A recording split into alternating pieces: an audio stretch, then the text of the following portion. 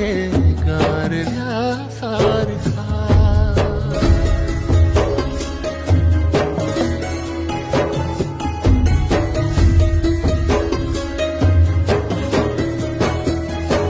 जाळताना मला देह ठेवासा,